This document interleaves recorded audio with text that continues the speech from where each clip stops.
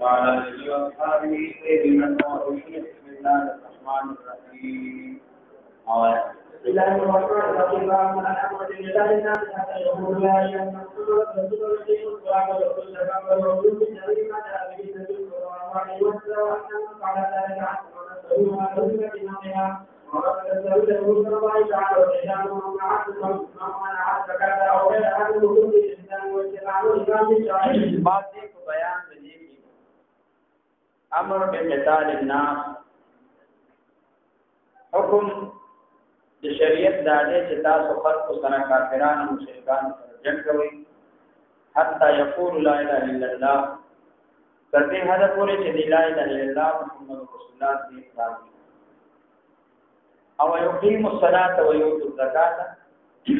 دې کوم قائم کیو زکات ويؤمنوا بجميع ما جاء به النبي صلى الله عليه وسلم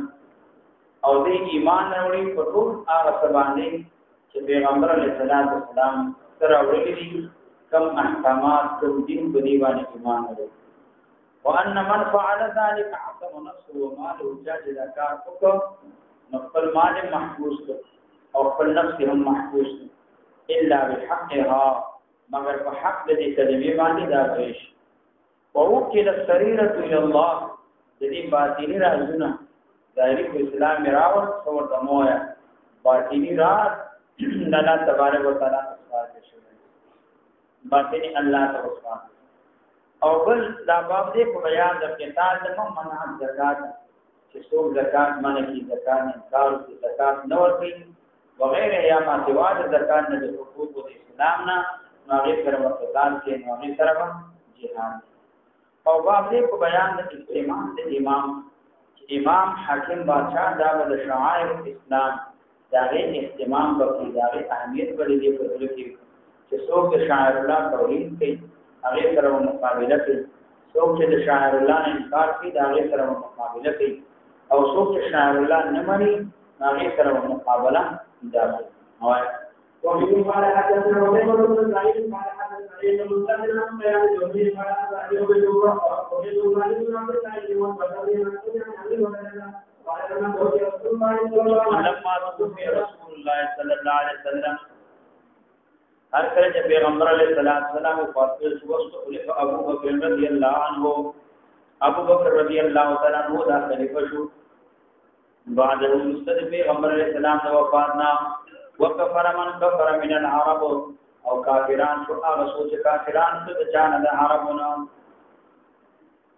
په دې حدیث کې په دې روایت کې د حضرت ابو بکر صدیق رضی الله تعالی عنہ او د حضرت عمر رضی الله عنه د هغه مقابله او مناظره نازله دي د مناظره شیخین وي د دې دوه شیخین ابو بکر صدیق رضی الله عنه حضرت عمر رضی الله عنه مناظره نازله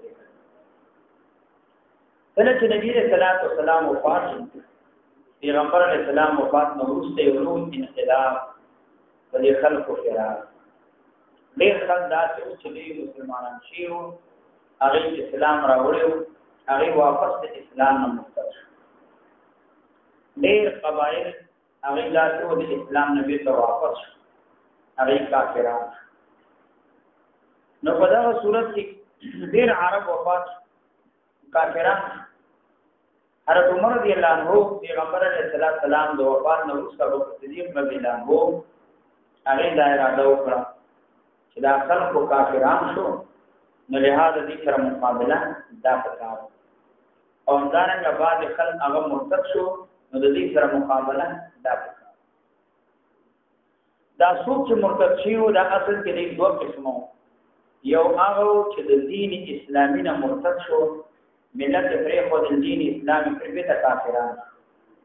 دا هغه څوک دي چې ابو بکر صدیق رضی الله عنه د حدیث کې وایي چې کفر من کفر من العرب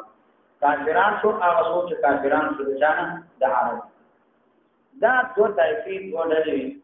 یو د مسلمه کذاب د هغه ملګری د بني حنیفه او بل د اسود عنسی د هغه ملګری دا اسود عنسی دیم د نبوت مسلمه کذاب دیم دعوت نبوت او پیغام دا خبر راوچو د مسلمه کذاب تهدید او چې دا پیغمبر دې د حق باندې اسود عنسی د نبوت پیغمبري دعوا وکړه دا د یمن اهل یمن صنعاء د یمن ډېر خر راوچت شو د دې تابعداري دیاو دا داسې ډلې تایفي چې د نبی صلی الله علیه وسلم د نبوت نبی اخرها دی منکر نو چې دی منکر و انکار وکړو خو دې سره د کافرانو او بکر صدیق رضی الله عنه د دې سره مقابله وکړه د دې سره جنگ وکړه تر دې چې دا مسلمه کذاب په یمامه کې مردار د عنسی د صنعاء کې مردار او د دې دا جماعت او دا لښکر چې اکثر تباہ او هلاک او برباد او دې ختم دا یو ډله چې منتج شو بالکل اسلام دین په دویمه ډله هغه و چې هغه مرتد شو د دین نه انکار د شرائع او د احکام دین انکار مونږ پرې وځو زکات پرې وځو سدینا ما سوا تم امورات د دین وو مدیا د سره پرې د جاهلیت چې کوم دورو د جاهلیت چې کوم رسم رواج د جاهلیت دور د جاهلیت رسم رواج ته واپس لاړ او هغه ته وګورئ بالکل هغه جاهلیت طریقې بیرته ورته تر دې حد پورې چې په مخ د ځمکه باندې د درې جماعتونو نه ماسوا بل ځای کې سجده نه کړي یو مسجد حرام او بل مسجد نبوي کې او دریم مسجد د عبدالقیس چې کوم بحرین کې په دا هغه ته جواسا ویل کېدل څنګه دا جواسا کوي چې د مسلمانانو باقي پاتې شنو ټول خلک دی واپس شو مخ شابانه وګورئ نو دا جواسا دی نه علاوه ټول خلک یکدم انتشار وکړ څو جاهلیت دور دوا د نبوت پیغمبري دعوی وشي چې اسلام دا پرې یو دا هغه خلک نو دا خلک چې دې په دین باندې متوسط وو کلک وو جواسا کې اوسېدل بحرین په دې طریق کې اوسېدل نو دې هغه کې محصور او بند ساتل هغه کې بنو شاوخوا خلکو کافران او څو کافران په دې بند پاتې شو حتی محصور پاتې شو تر دې حد پورې چې الله پر یمامه فتح کړه هغې نه بعد داخل دیو جنا بکر ابن بکر نو هغې یو شعر او صدیق رضی الله عنه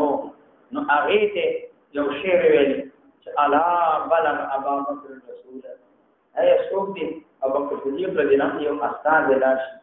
د مدینه منورې ځوانان ته یو استاد لاشي چې موږ په جواسا کې محسوب یو موږ بنو نو دیو جنا دا سوچتا چې موږ د دین اخلاق چې دې مصیبت نه دي تاسو بدل هغه چې هغه د زکات او د مانزه په مابین کې فرق دی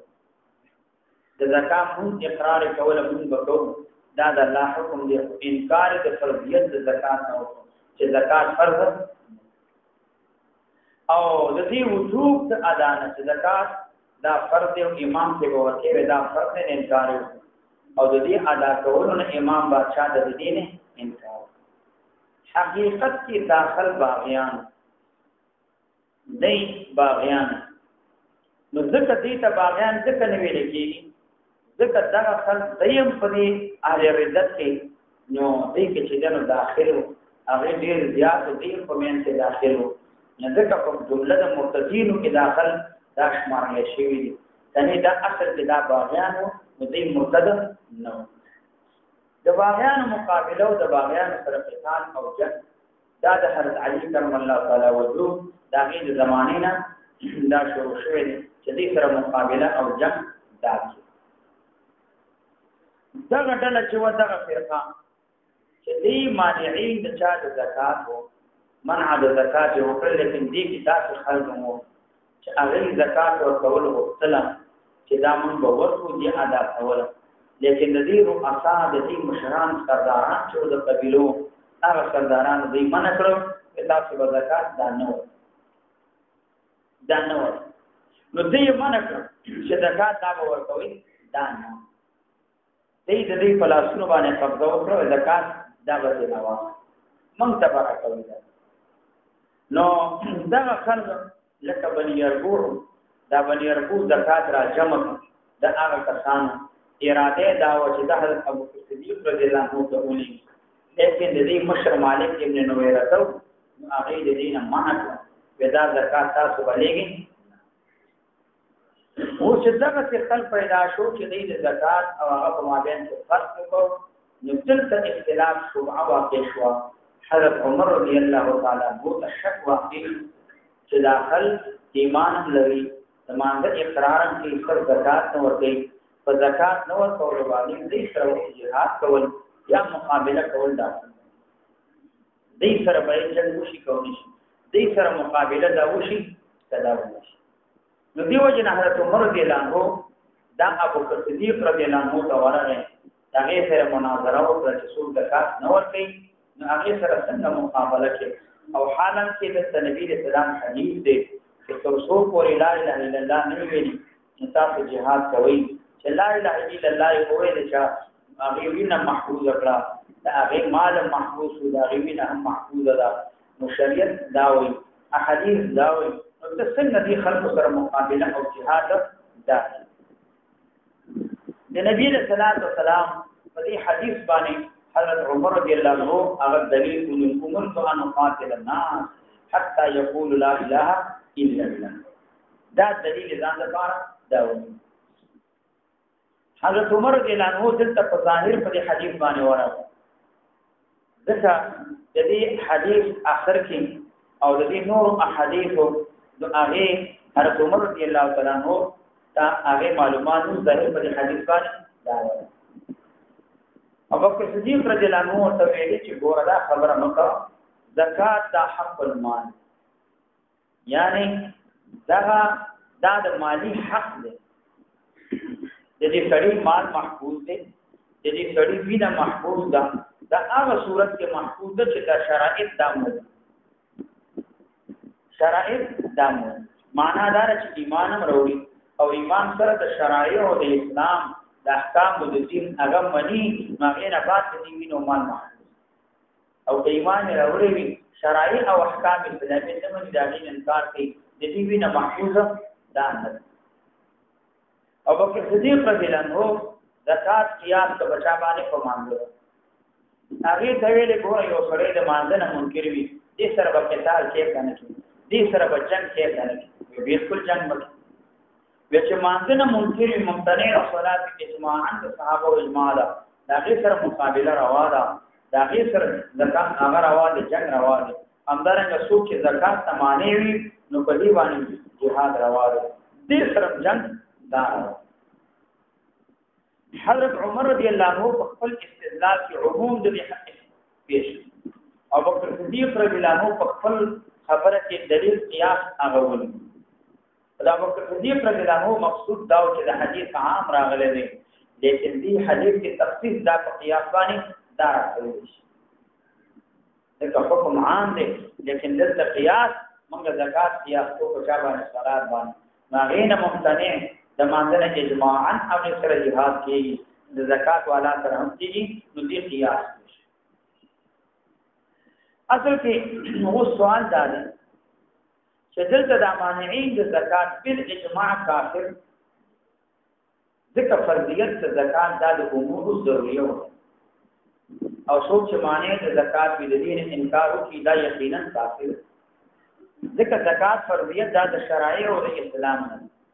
فرضیت د زکات د ضرورت او د دین نه نو حضرت عمر رضی الله عنه په دې کې ولې خراب حضرت عمر رضی الله عنه په دې کې شک ولې دا نو دا جواب دا وکړ چې ضرورت د دین نه منکر په هغه وخت کې کافر دی چې د دین د ضرورت دا په قطعي تور باندې معلوم یو بیا منکر دا ورته معلوم چې دا د دین د شرایع د اسلام نه او دا د دین هغه ضرورت نه دي معنی نه بعد منکر شي نو دا کافر دلته مانعين د زکات هغه ته حکم او معلوم چې زکات بنیادی حکم دی ولیکن هغه ابدي فوق شک چې دا زکات حکم دا د نبی رسول الله سلام پر زمانه پورې خاص دی د نبی رسول الله زمانه نه بعد دا حکم دا ابدي دی او دا همیشه نو هغه په دې کې شک نو دیو جنا چې دا شک نو لہذا ابو بکر عمر رضی الله عنه شک دا کړل دویم سوال دا دی چې زکات ابدیت حکم ضروری چې زکات ابدی حکم دی نو دا حکم ضروری دی نو چې دا ضروری دی نو حضرت عمر رضی الله عنه ته څنګه شک ابدی کوم څنګه شک پیدا نو ته جواب وکړه چې داخل دیني مسلمانان شي مکمل طور باندې واقف نو د دې شرایع او احکام د اسلام علم نو او بل قران کریم کې خطاب او حکم نبی اسلام تشریح خذ من اموالهم صدقه تطهرهم وتزكيهم حکم نبی اسلام تشریح دې دا شک راغی چې دا حکم نبی اسلام تشریح دی نبی اسلام وفات سره حکم د زکات ختم د دې نه بعد بیا د زکات حکم باقی پاتې دریم سوال دا دی چې حضرت ابوبکر صدیق رضی الله عنه دلیل هغه قیاس ونیو او قیاس د نص په مقابل کې ونیو نو قیاس د نص په مقابل کې ترټول شي حضرت عمر رضی الله عنه دلیل نص ونیو امرت ان اقاتل الناس حتى يقول لا اله الا الله او حضرت ابوبکر صدیق رضی الله عنه قیاس زکات او صلات باندې وکړ هغه د خپل ځان لپاره استدلال هغه قیاس ونیو نو قیاس کو د نص په مقابل کې ترټول شي قیاس د نص په مقابل کې پر پدې شي نو دلته څنګه مناظره په اخر الامر ابو بکر صدیق رضی الله عنه دا غوښتل ته جواب ورکړه چې حضرت ابو بکر صدیق رضی الله عنه درې دلایل پیش یوازې دلیل قیاس یو دلیل د ابو بکر صدیق رضی الله عنه قیاس چې قیاس زکات او په صلات دویم دلیل امدا حدیث دی فإن الزکات حق المال دا دلیل د حدیث نه دی الا بحقه نراوستل الا بحق هذا القول چې قول لا اله الا الله ځان د دې نراوست او دریم دا چې په دې کې حضرت عمر رضی الله عنه چې کوم دلیل پیش کړی دی نو په دې کې دوه جملې دا زیاتې دي هغه کې یقیم الصلاه ويؤتي الزکات لکه امام مسلم د عبد الله بن عمر رضی الله عنه دا روایت نقل کړی او حضرت عمر رضی الله عنه ته دا یاد نو دا د عبد الله بن عمر رضی الله عنه په حدیث کې راغلی دی چې یقیم الصلاه امرت ان اقاتل الناس حتى يقول لا اله الا الله هو سره ويقيم الصلاه من قائمه ويؤتي الزکات زکات ورکړي نو بیا ورستمال بینه محفوظه دا جملې ورته راځي دا عبد الله بن عمر رضی الله عنه پر وخت دا راغلي حضرت عمر رضی الله عنه ته دا یاد نه وي څه اعتراض وکړ نو حضرت ابوبکر صدیق رضی الله عنه درې دلیل لاندې لپاره پیش کړی دي دلیل یوازې قیاس ده دلته روافض هغه کوي چې حضرت ابوبکر صدیق رضی الله عنه دا هغه څوک دی چې اول مسلمانان خیر کې راوځي او دا څوک چې مانعين د زکات وو نو دې خو تعویل کوله دې ګمان کوله چې دا خطاب خذ من اموالهم صدقه تطهرهم وتزكيهم وصل عليهم ان صلاتك سكن لهم دا خطاب خاص دی نبی صلی الله علیه وسلم کا خطاب مواجهت دی نبی صلی الله علیه وسلم کا خاص دی نبی صلی الله علیه وسلم نماز واپس چا حکم دانش نو دې خو تعویل کوله چې کله تعویل کوله ابو بکر صدیق رضی الله عنه داخل ولې کیس کرا وصله دې سره ولې مقابله او جهاد هغه نو ځکه نبی صلی الله علیه وسلم دا وایي چې زکات په وانه یدي مال واقع او تزکیه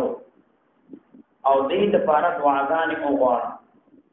دعاګانې دا غواړه حکم پیغمبر علیه السلام ته نامې نه بعد بل چاته د تطهیر او د تزکیه او مصدق باندې دعا کول نبی رسول الله نماز وا بل چاته دا نشته کدا څه شوبه دې ته پېښوا نو داخل معذور او کله چې دې معذور وو دې سره مقابله ونه شي ودا دې نه باید ټول پورته شي دې سره مقابله نه شي او حضرت ابو بکر صدیق رضی الله عنه دې سره مقابله کړی را دا مقابله ظلم دی دې تعادا او تجاوز ده لیکن علامه قذافی رحمه الله دا هغه کسان دي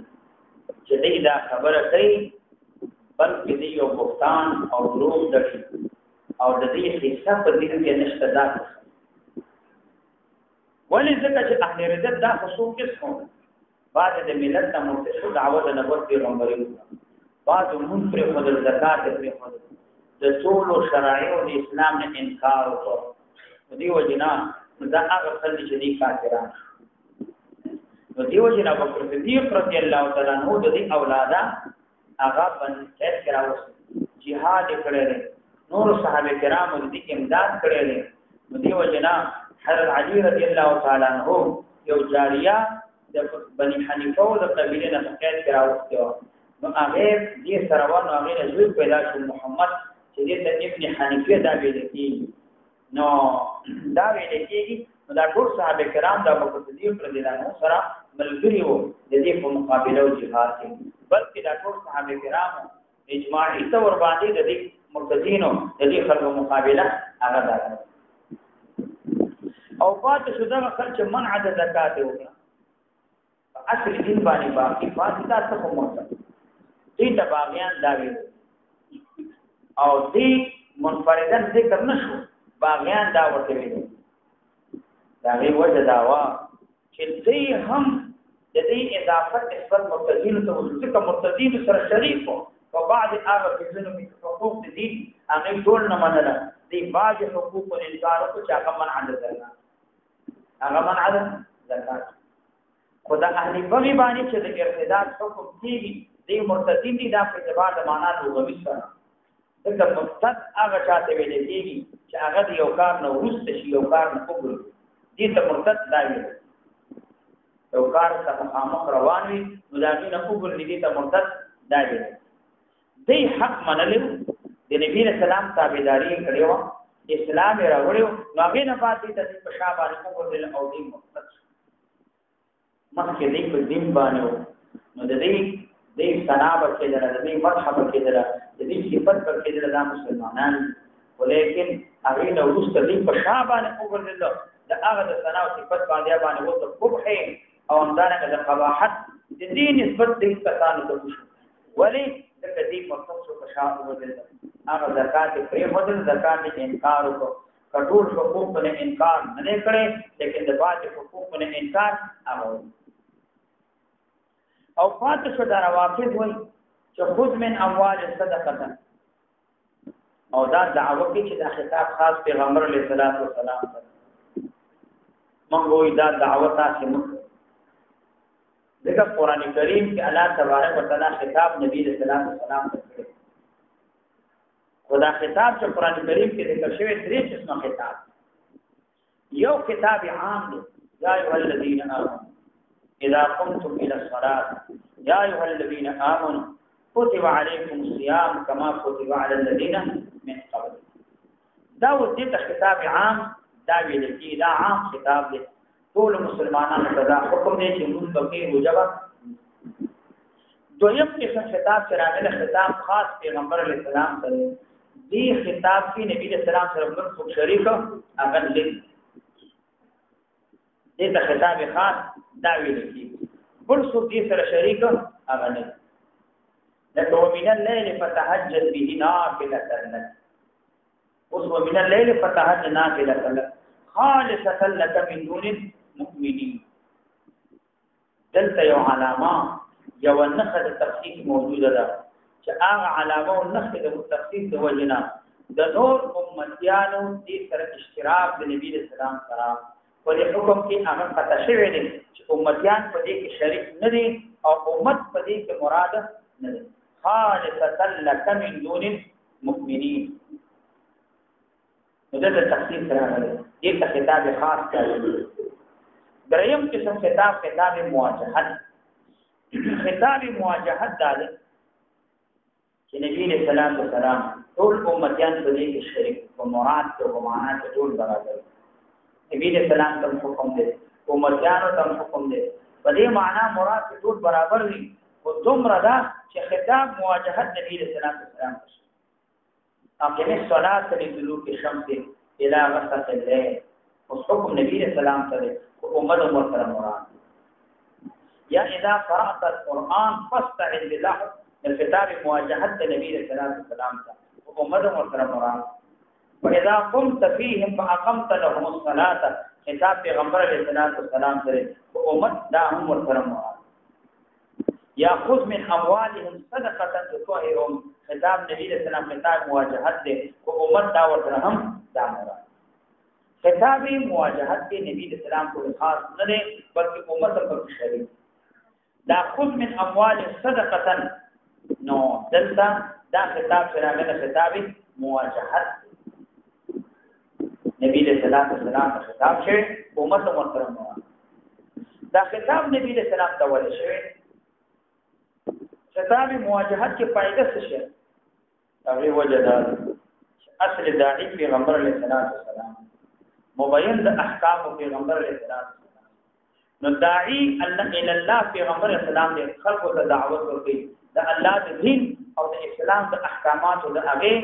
دعوت خلق ته ورکړي او مبین د احکام هغه څوک دی هغه پیغمبر علیه السلام دی نو دی وجنا نو دی ته خطاب شي دې ته خطاب شي وګوره یا ایه النبی اذا طلقتم النساء فطلقوهن لعدتهن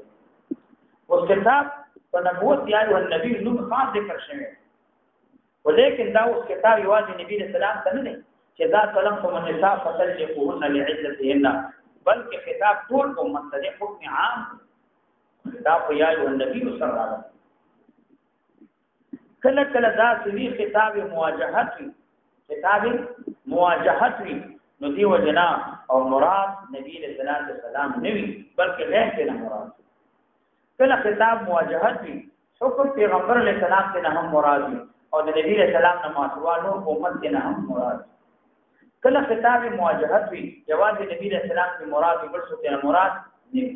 فإن كنت في شك مما أنزلنا إليك فاسأل الذين يقرؤون الكتاب من قبل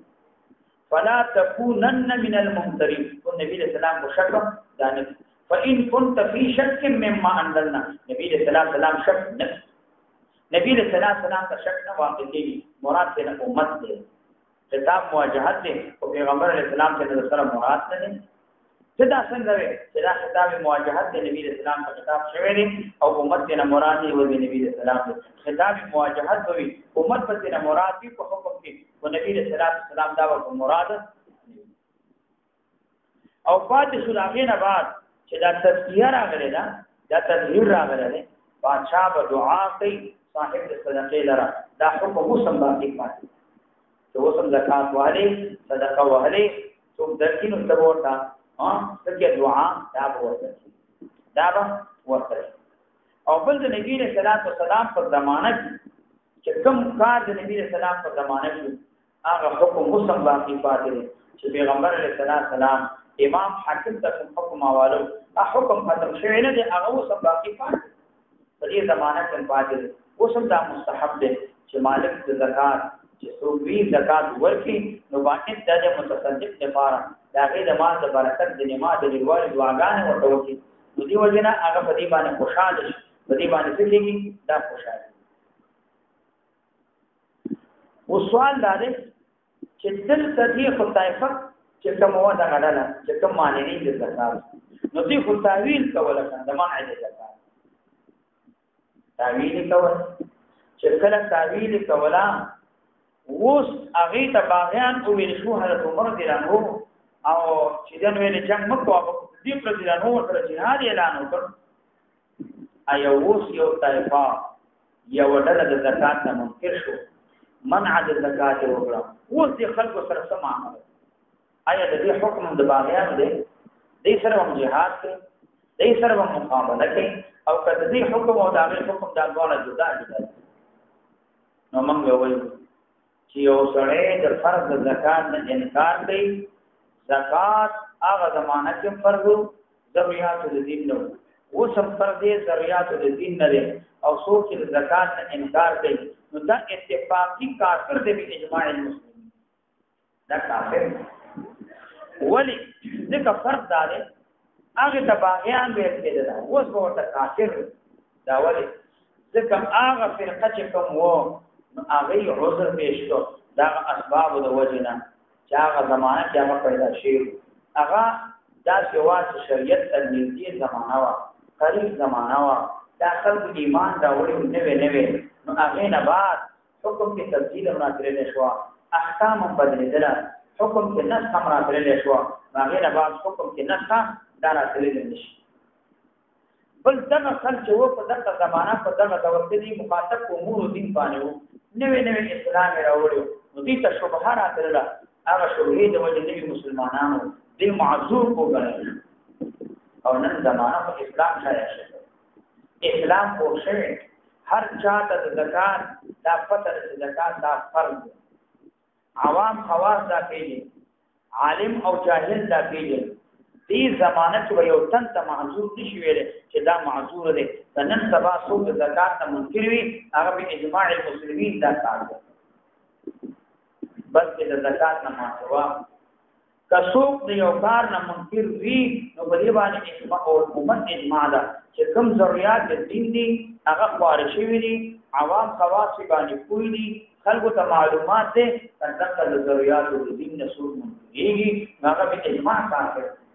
لکه یو سړی پنځه وخت مانځنه منکر شو دا کافر دی روزي نه منکر شو دا کافر دی یو غسل د جنابت نشته کافر دی زنا حرام نه ده سود حرام نه دی جواری حرام نه ده شراب حرام نه دي دا د اجماع کافر دی یعنی دا د محارم سره کوي دا د اجماع دا کافر که یو سړی نن سبا نوې اسلام راوړي نو هغه خبر نه دی حدودات شرع نه پیژني احکام د شرع نه پیژني احکام شرعي او تربیوي نه دي هغه د جهل د وجه انکار کوي هغه کافر نوې اسلام راوړي کافران دي هغه د محارم سره نکاح حلال غني مثال اوس دا نوې اسلام راوړي خبر نه دی او د دین انکار کوي چې نکاح د محارم سره دا ناروا ده بلکې جائز وي دا منکر کافر نه دي ولې ځکه د دې حکم په شان د هغه حکم دی چې کوم د هغه په دې په دینونو په زمانہ کې هغه منکر شي او کنن سبا یو سړی د داسې احکام شرعیه او منکر شي چې عوام خواص ته معلوم نه وي بلکې بعض ته معلوم یو بعض ته معلوم نه وي لکه ثانو ته معلوم یو ټول ته معلوم نه لکه تحریم د نکاح د خدای په عامه او خالی باندې د هر چا ته معلومیږي نه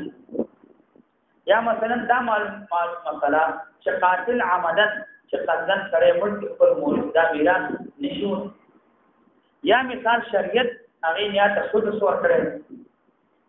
یا مثال اولاد چې نو وی یا نه وی ایا د مور پلار سونه کې اولاد وی کله خاور مرش و د میراث مسئله دي خواص او عوام ته معلوم دي دا خواص ته معلوم دي عوام ته معلوم دي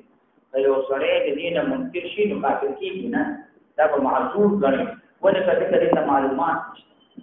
ذکر د علم په عام خلکو کې خور نه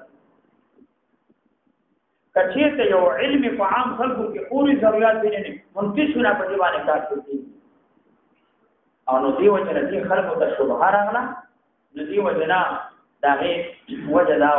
شبهه ذکرانه دي خلکو ته چې دې هغه وخت دې مسلمانان شي قریب عهد الاسلام انت احکام حکم منسوخ کېدل برابر ده نو دی ویل کېږي چې دا حکم منسوخ شوی او بل دا د تعویلات هغه په دې کې او بل حضرت عمر رضی الله تعالی عنہ هغه چې دا اعتراض کړو نو دا هغه حدیث یاد نو کوم د عبد الله بن عمر رضی الله عنه روایت دا نصر رضی الله عنه روایت راغله امرت ان اقاتل الناس حتى يشهدوا ان لا اله الا الله وان محمدا رسول الله ويقيموا الصلاه ويؤتي الزكاه فاذا فعلوا ذلك عصم مني دماء واموال الا بحق الاسلام وحسابهم على الله كذا یاد حضرت عمر بن عمر اعتراض پر ابو صدیق رضی الله عنه یہ حدیث عبد الله بن انس رضی الله عنه امرت ان اقاتل الناس حتى يشهدوا ان لا اله الا الله وان محمدا عبده ورسوله وان يستغفروا قبلتنا ويأكلوا ذبيحتنا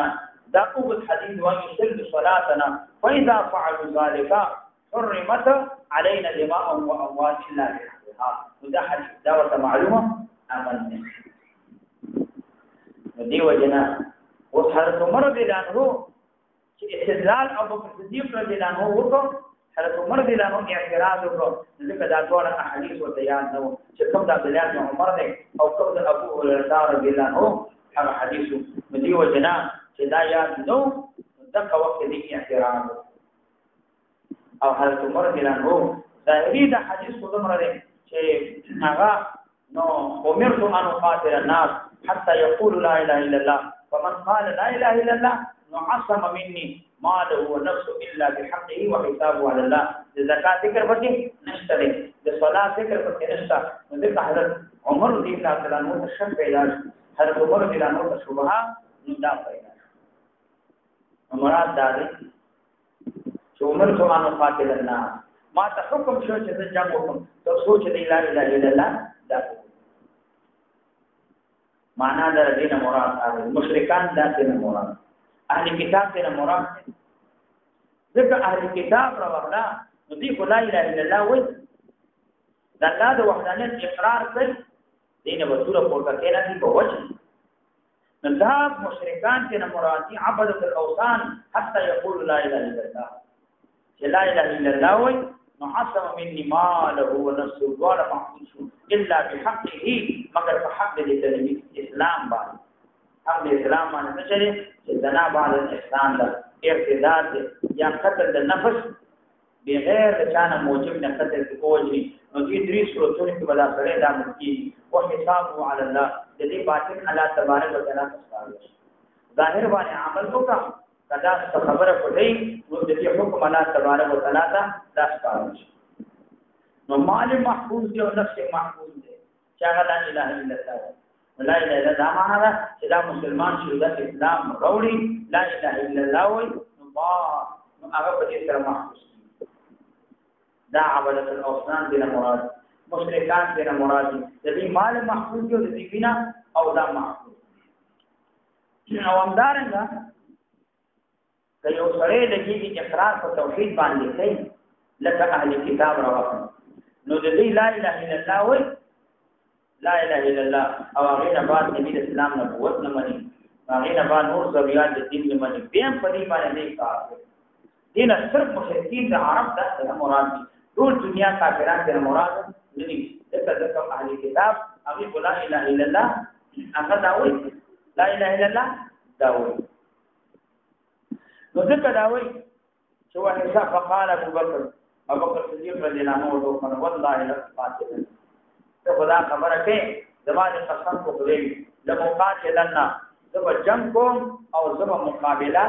دا کوم من فرق بین الصلاه والزکات څوک چې فرق کوي په مابین الصلاه او زکات کې فإن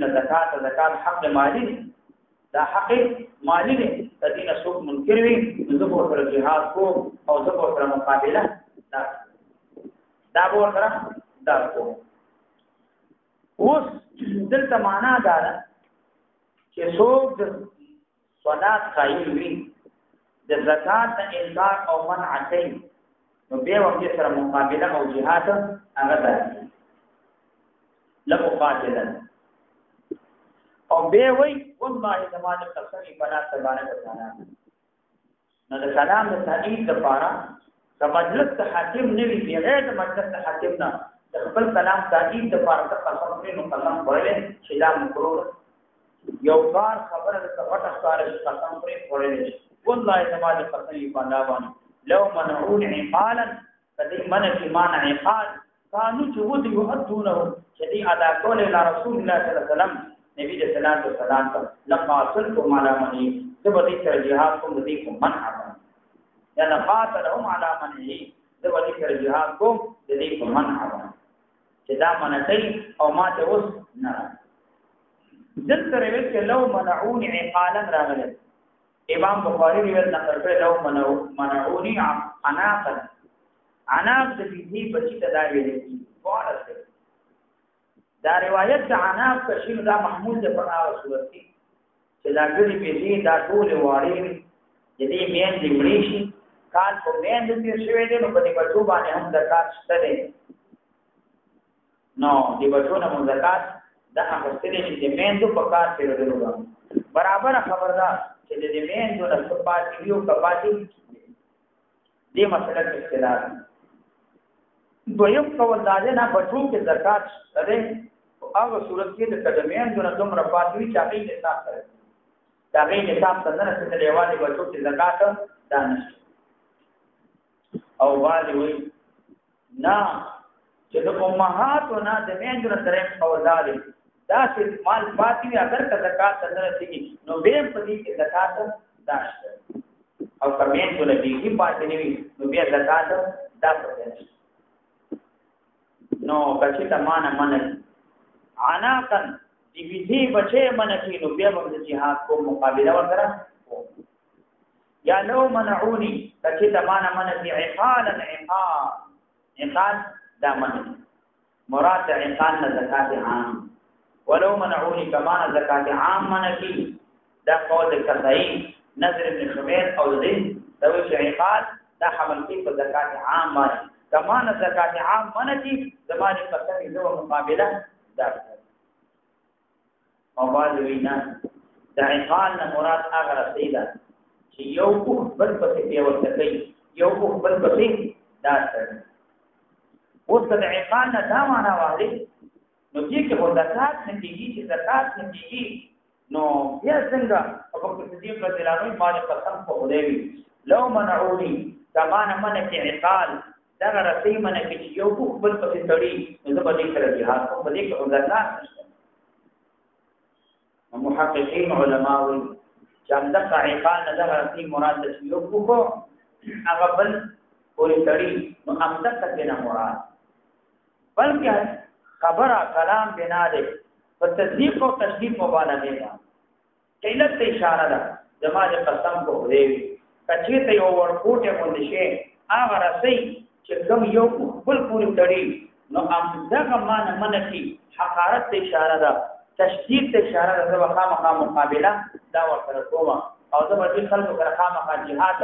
دا کومه او دې خلکو سره مقدم معنی منکی نو هم د مقابله وکړه دا لیکن صحیح دا چې دلته مراد د عقال نام د رسې مراد چې دا یو بل ټول کړي خو به عیني دا رسې ته مراد نه ده بعض علماء دې نه مراد قیامت ته نه مراد په دې سره مبالغه کمان زکات منکی چې دا به قیامت د کوه د تړلو رسې ته رسېږي او بیا د سره مقابله او jihad تاسو دې نه مراد دې بعد قیامت سره مراد ځکه علامه شتابی رحمه الله د بعض علماء نووي اول نقل کې چې د زکات سره قال نه مراد او عروض د تجارت ذات نه مراد کچې تمانه منکی دا رسې په خپل دا منکی دا په دې هغه چا باندې چې ورکول د قیامت دا جنګ دي د امام شافعي رحمه الله راوړه دا نه منکی د بده سره jihad هغه دا علامه شافعي رحمه الله بل قول نقل کوي د بعض علما هغه دا وایي چې عقال دا سره د چانه فرض زکات دام اغستل شي دغه دا وو چې وحني هغه سره به رسول کې نه چې دا یو خپل پور او بل پورې کوټړي دې کې اشاره قبض عام تدا چې دا جما دا مکمل په تصرف کې هغه دارش ندی وجنه متصدق هغه بدا عادت چې زکات یې واغست نو دی وجنه قص یې وکړ د چاته د دې رسیته چې یو بل پورې وټړي یو بل پورې دا په وسته کې سرکشیونه کې دا پوره تفصیل اولانه کې منډه ونوي ندی وجنه نبی صلی الله علیه وسلم هغه محمد بن مسلمه هغه په صدقې باندې کومل ویلې کې ولا زکات الله ما زکات را جمع کا هغه چې کله ورغه نو هغه په څو دوکان اغستله او سره د چانه د احسان یو بل پورې بیا وسته یو رسید یو مرتبه رسید هغه مرتبه نو یا حقارت اشاره ده یا اشاره ده چا د دې زکات هغه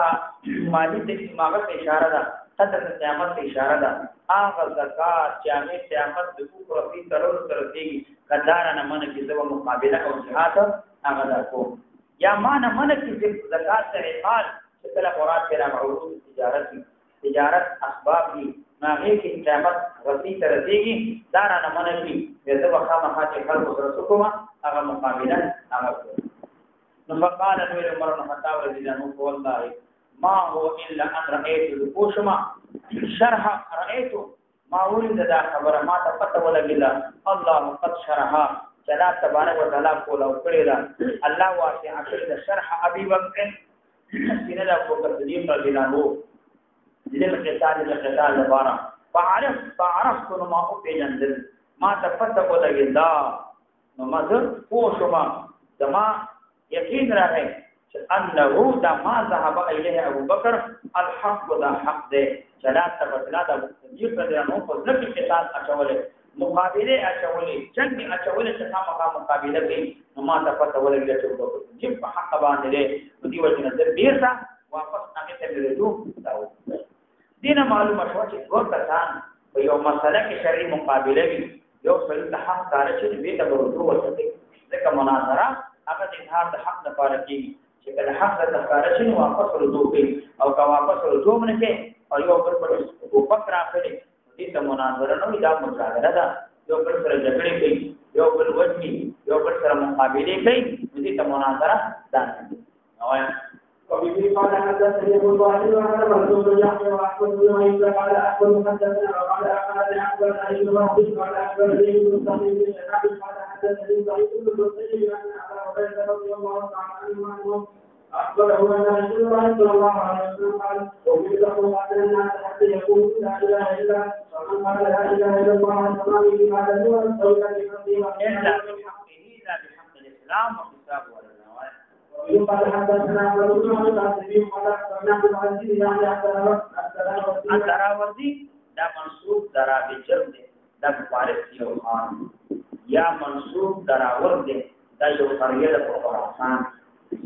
یا دا منصوب دراوردی اندراف ده دا یو خار دے چې نه د بس په صحت نو د مدار شریف اندراف ورته نو هغه د دې نسبت شوی دی عبد العزيز اندراوی دراوردی منصوب د سوی اندراوی اگر کې دا حالت وایا حاوي قال حدثنا ابو المصعب ولا قال حدثنا يزيد بن سعيد قال حدثنا عن العلاء بن الرحمن بن ابو بكر عن ابي رضي الله تعالى عنه عن رسول الله صلى الله عليه وسلم قال قال الناس حتى يشهدوا ان لا اله الا الله به وما جاءوا به فيا بعضهم ذلك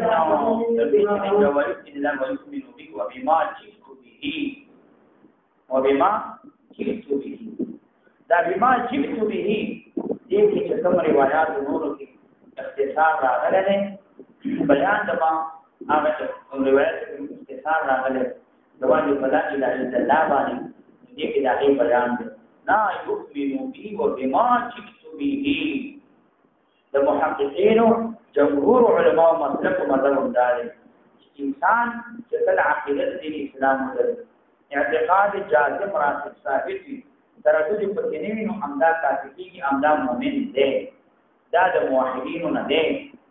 دا واجب نه دی چې دا دلایل د متکلمینو دي او د متکلمینو هغه دلایل چې دا په ضرورت نه نه ويؤمنو بي وبما جئت به دې ته مسلمان دا کېږي او دا کامل مؤمن وایي فإذا قالوا ذلك أن تروي إلا بحقها هذه الكلمة مگر حق دې کلمې باندې وحسابهم كلمه مراد كلمه لا اله الا الله مگر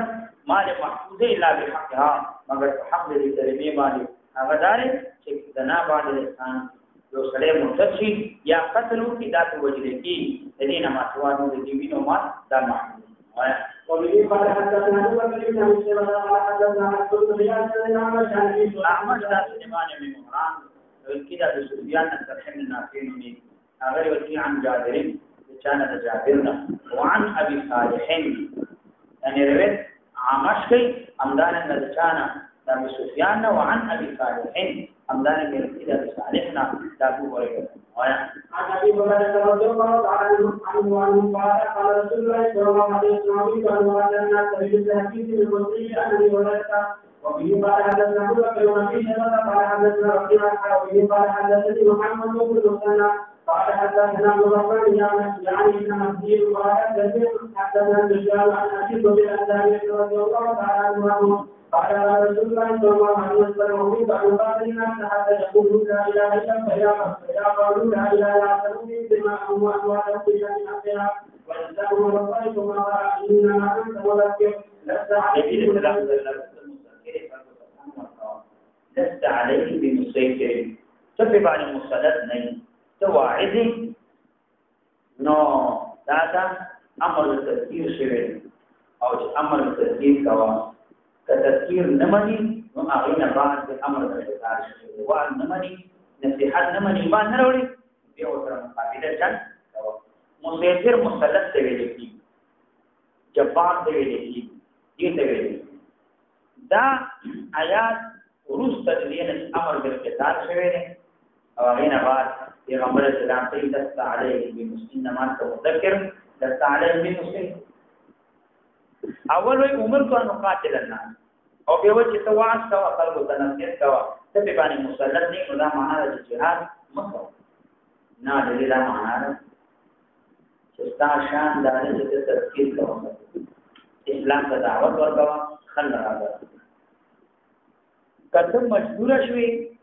محتاج شوي د تکمیل تذکیر لپاره قتال ته محتاج شوي نو فقاتلهم به وسره مقاتله کوا تر دې پورې چې دې مسترشي دې انقیاد تابعداري ظاهرا کوي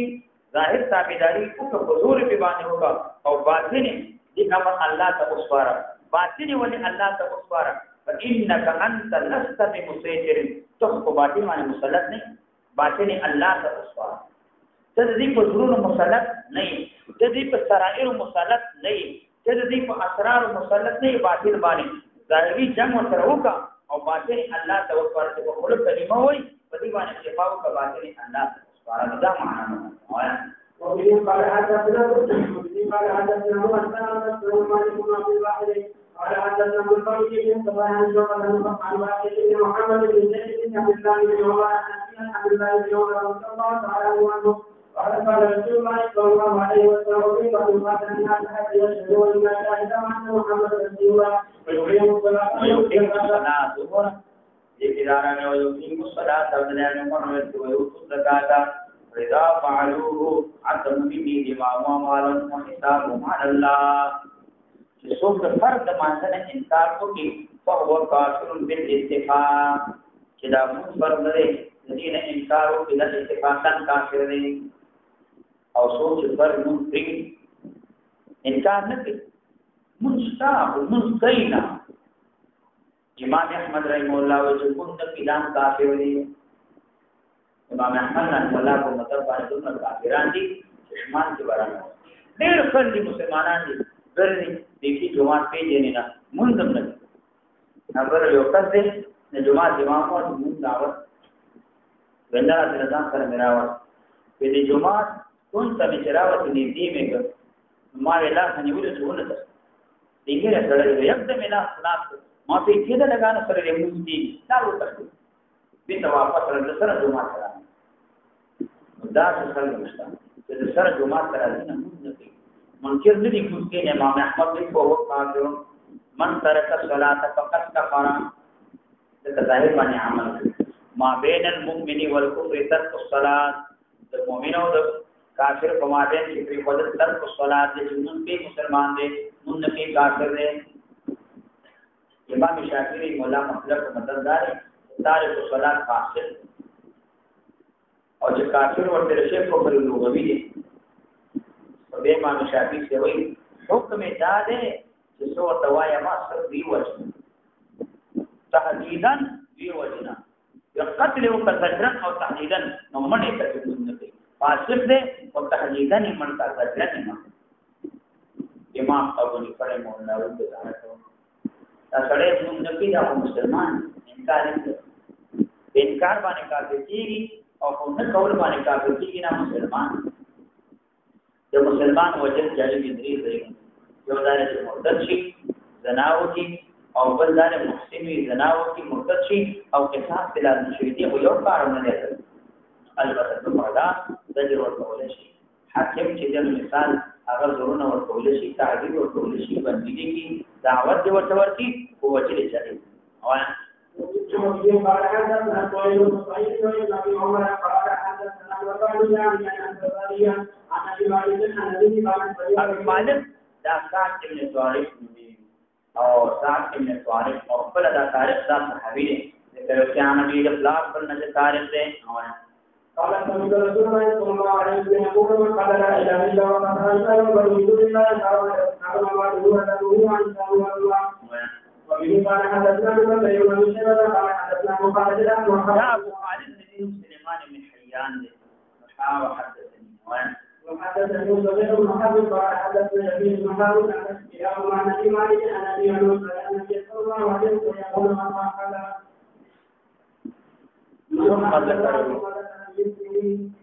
اللهم صل على سيدنا ثم رواية دې حدیث کې د دې نه یو څو مسلې باندې یا مسائل موضوع یو دا دی چې پکار دا دی چې د اظهار د حق لپاره مناظره مقابله وشي ایما کبار مشران د ورزو کې هغه طرف مناظره مقابله کې د اظهار د حق لپاره او بل دار چې سړی مؤمن هغه صورت کې کېږي چې هغه په شهادتین باندې اقرار وکړي او دا عقیده وي چې نبی رسول الله کوم دین راوړی دا ټول دین دا په حق باندې درېم مسله معلومه شو چې څوک د ذریات دین نه منکر وي jihad سره دا او بل دا معلومه شو چې څوک کلمه توحید دوی مال نفس دواله محفوظ بل دا مسله معلومه شو چې احکام شرعیه په ظاهر باندې دار او باطن الله تبارک وتعالى ایزم دا مسله معلومه شو چې باغیان دي د اسلام مسلمان حاکم بادشاہ عادل چې اسلامي احکام نافذ کړی وي نه نه منکري باغیان دي د طرف قتال دا واجب او بل دا مسله معلومه شو چې دلته چې فروع کې اختلاف راغی د مجتهدینو اختلاف پکې راغی نو په دې کې اختلاف راغی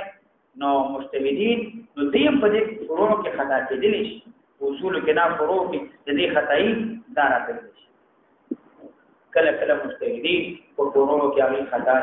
یو مجتهد هغه حق ته رسیدلی او بل حق ته رسیدلی دا او بل دا معلومه شو چې زنديق د هغه توبه نو دا قبلول شي زنديق توبه دا به قبلي په توبه واسي شرعاً د دې توبه داخلي نو دا مسئله نو دا کې معلومه شو او بل حضرت د نبی صلی الله علیه وسلم امت دې اشاره شو بهترین شخصیت او د انبیاء علیه السلام نه بعد ډېر لوی شخصیت هغه ابو صدیق رضی الله تعالی عنہ دغه ابو صدیق رضی الله تعالی عنہ د دې حضرت عمر رضی الله عنه دا ډېر بہادری کې ډېر مشهور او دا د حدیث نه معلومه شو چې ابو صدیق رضی الله عنه په شجاعت کې د حضرت عمر رضی الله عنه څومره دې شجاعت دا مخکې په علم کې دا مخکې بلکې هر هغه کار چې هغه شرعاً یو کارنامه یو هغه اول لازم هغه کو ابو صدیق رضی الله عنه د ټولنا هغه مخکې ځکه ابو صدیق رضی الله عنه له جهاد وکړو مقابله وکړو هر عمر رضی الله عنه هغه ویل نه مقابله او جهاد هغه ده اللهم